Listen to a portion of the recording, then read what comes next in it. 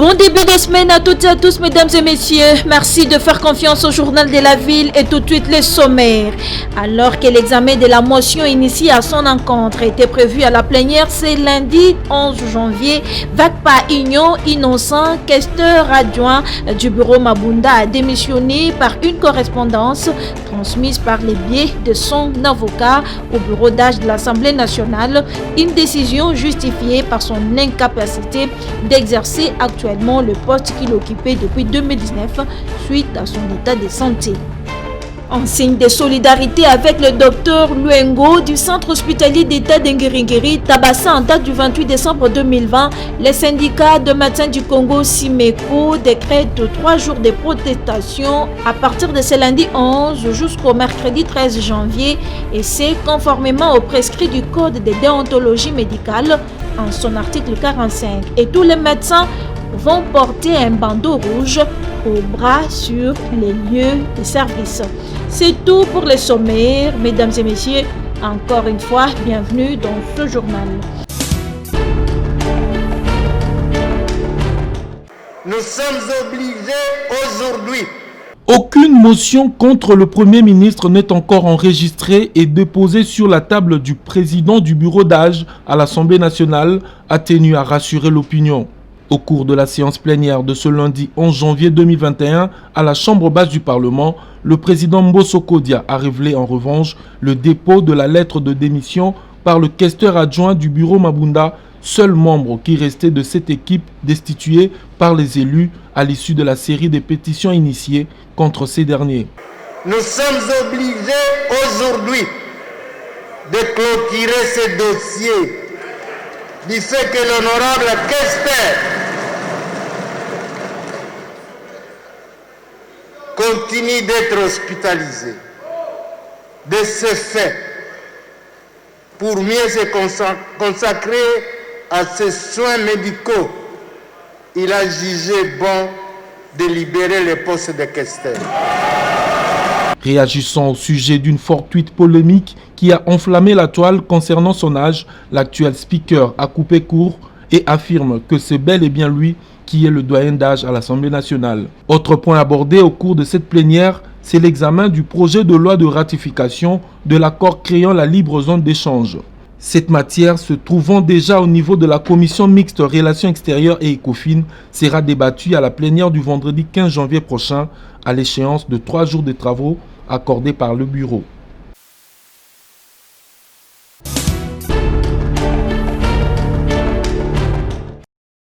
Eddie Kapende et autres condamnés pour prison à vie au procès de l'ancien chef d'État Mouzé Laurent Désiré Kabila ont bénéficié depuis la semaine dernière de la grâce présidentielle, ce qui fait d'eux des hommes libres. Mais aux yeux de la loi, leur casier judiciaire reste chargé. Interrogé sur cette question, François Moulaja Kabamba juge cette grâce de populiste. Cette décision n'était ni à l'avantage du peuple congolais, ni à l'avantage des deux partis. Ça veut dire ni à l'avantage du groupe d'Eddie Kapende, ni à l'avantage de la famille Kabila. C'est une décision populiste pour seulement se donner une certaine popularité. Je ne sais pas s'il va en trouver où, je ne sais pas. Or qu'en principe, nous nous attendons à ce qu'il y ait l'assassinat d'un chef d'État. Le souhait aurait été de voir un procès en révision, et ce procès devait permettre aux deux parties, sans parti pris, de pouvoir se défendre. Les présidents du mouvement des patriotes pour la démocratie auraient souhaité la réorganisation d'un procès pouvant les départager pour soit condamner, soit indemniser. Les faire, c'est pour nous, ça devait permettre à ce que les deux familles se présentent devant un procès, pour que les deux groupes, celui qui gagne, gagne. Celui qui gagne doit être indemnisé. Vous comprenez? Parce qu'aujourd'hui, là, s'il n'y a pas un procès, comment M. Eddie Kapende va vivre? Le casier judiciaire est toujours sous-chargé. Et tous les biens qu'il a perdus pendant le procès, comment il va faire pour le récupérer? Et le retard que ses enfants ont subi dans les études, dans tout ça, comment il va faire? Et lui-même, son avancement dans l'armée, comment il va faire? Il est radié de l'armée. Même si nous avons vu, on lui a fait porter des tenues avec des galons de coche. Je dis, mais tout ça, nous sommes où?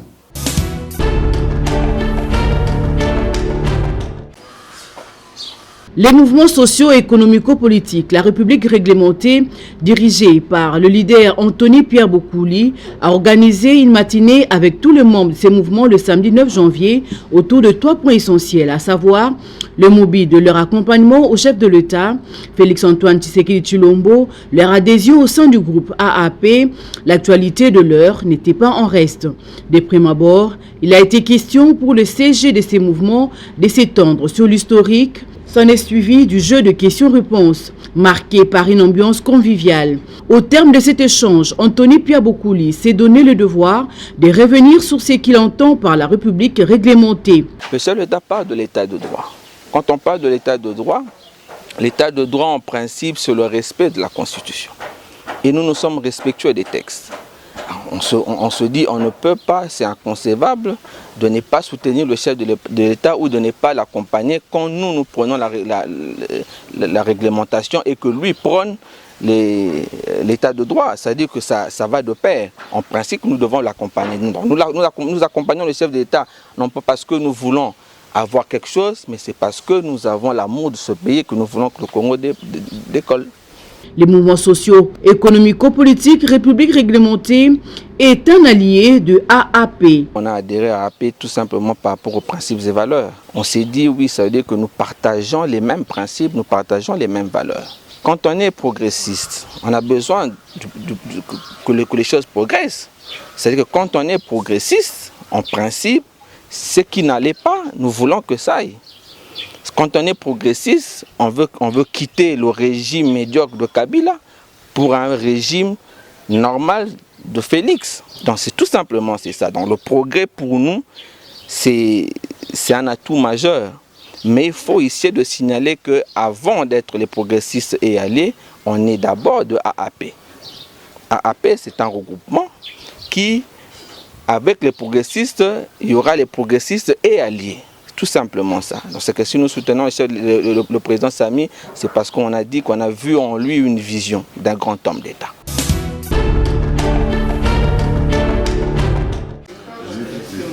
Des voix s'élèvent, montent au créneau et fustigent avec la dernière énergie la libération de Benjamin Wenga et Modeste Makabouza, respectivement directeur général de l'Office de voirie et drainage OVD, ainsi que la Société congolaise de construction SOCOC.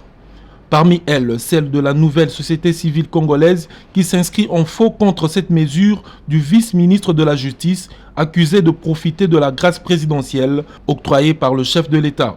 La nouvelle société civile congolaise, en sigle NSCC, est scandalisée par la libération suspecte intervenue ce vendredi 8 janvier 2021 de M. Benjamin Wenga et de M. Modeste, respectivement directeur de l'OVD et de SOCOC. La nouvelle société civile congolaise note que cette triste nouvelle risque de décourager les bonnes volontés, l'élan de changement et l'ancrage de valeurs d'un état de droit.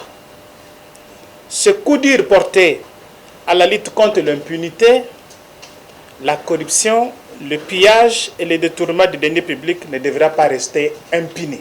Dans cette même optique, la NSCC annonce dans le jour qui viennent une forte mobilisation de toutes les forces sociales de la République avec comme seul objectif que ce dernier retourne à la prison centrale de Makala. Pour toutes ces raisons, la NSCC rappelle encore à la mobilisation générale pour que ces deux chefs d'entreprise retournent en prison et que le vice-ministre de la Justice puisse démissionner. À défaut de démissionner, qu'il soit interpellé par le Parlement pour nous expliquer les mobiles de cette libération suspecte. Par ailleurs, la NSCC annonce déjà, dès ce mardi 12 janvier 2021, dis-je, le chef d'État sera saisi officiellement par les organisations de la société civile sur cette triste et révoltante question avant de descendre dans la rue. Pour rappel, Benjamin Wenga et Modeste Makabouza étaient condamnés pour détournement de fonds dans le cadre du projet 100 jours initié par le chef de l'État. Leur peine était alourdie à 5 ans pour le premier et 2 ans pour le second.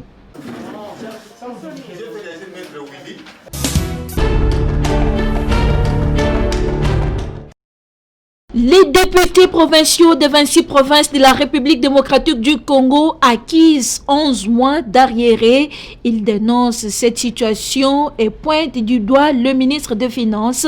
C'est à l'issue d'une déclaration tenue à la foire internationale de Kinshasa. Les collectifs de députés provinciaux dénoncent ce qui suit. A. Les refus par le ministère des Finances de payer les émoluments des honorables députés provinciaux pendant toute une session budgétaire au grand scandale de tous les Congolais.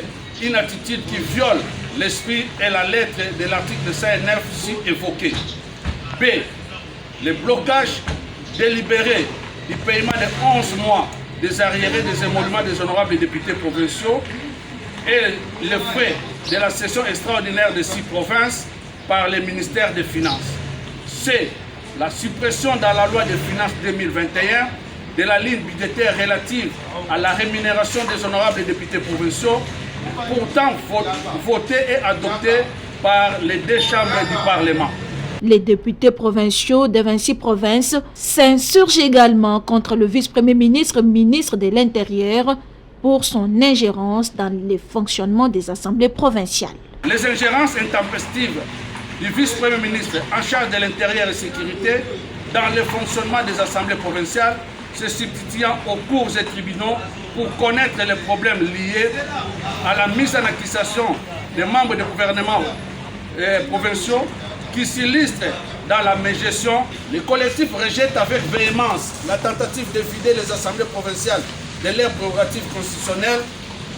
Les collectifs sollicitent l'implication personnelle de son Excellence, Monsieur le Président de la République, garant du bon fonctionnement de toutes les institutions, Félix Antoine Tshisekedi Tshilombo.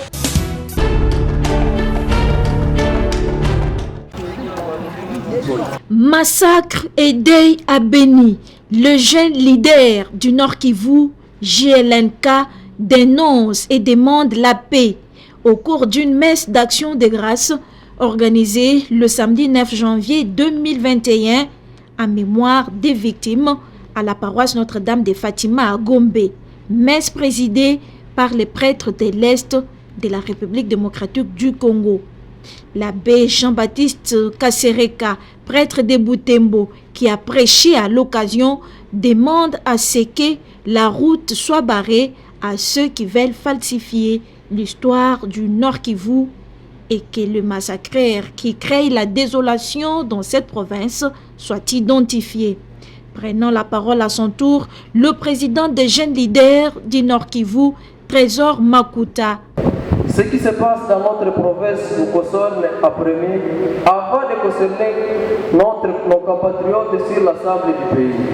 La solution doit nécessairement être passée par nous. C'est notre engagement d'y mettre définitivement fin qui amènera toute la nation à prendre au sérieux la menace et à s'engager pour une pacification définitive. Nous en avons marre de compter le nombre de morts dans l'est du pays, s'indignent ces jeunes.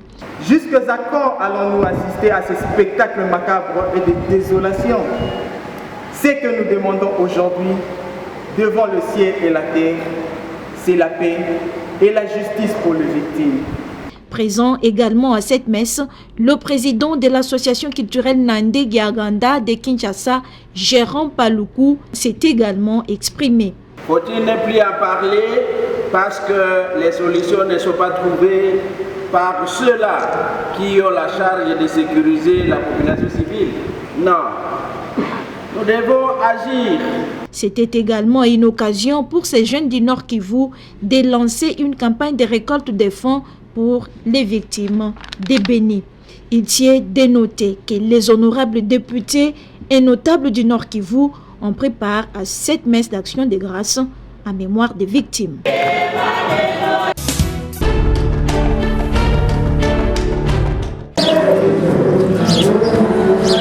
L'athlète Marcella Sakumbi, évoluant dans la boxe, a présenté sa première ceinture professionnelle de l'Union africaine de boxe du poids plume 54 à 57, obtenue le 19 décembre dernier dans 3 églises de sa commune de Lemba, pour remercier le Dieu Tout-Puissant. Elle était accompagnée par Godé Mwamba, président de l'entente Kin Sud, où évolue l'athlète. Elle est passée à l'église Méoc, source intarissable et les vainqueurs de la bonne sémence. Dans toutes ces églises, elle a ramené un message d'encouragement aux jeunes filles qui doivent chercher à mieux faire pour exceller dans leur vie. Elle a aussi eu droit à des bénédictions. Après l'église, elle s'est dirigée vers ce source indéfectible, ses amis et autres admirateurs qui ne cessent de manifester leur attachement à sa personne.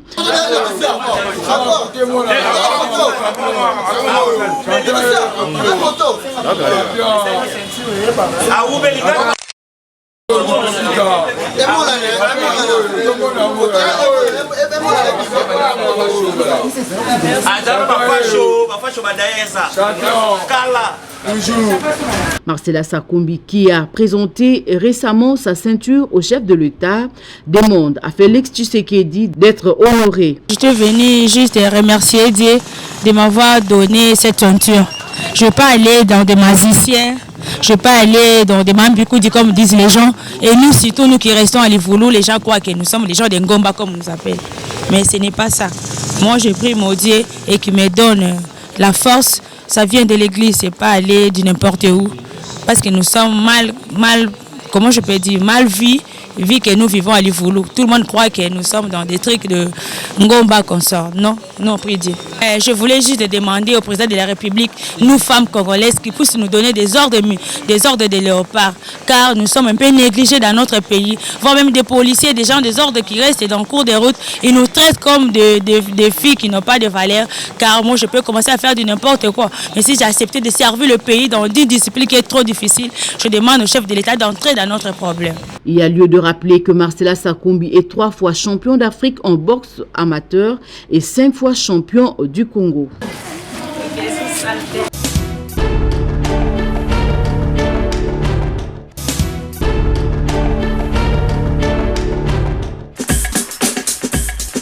Nous sommes arrivés à la fin de ce journal de la ville, mesdames et messieurs.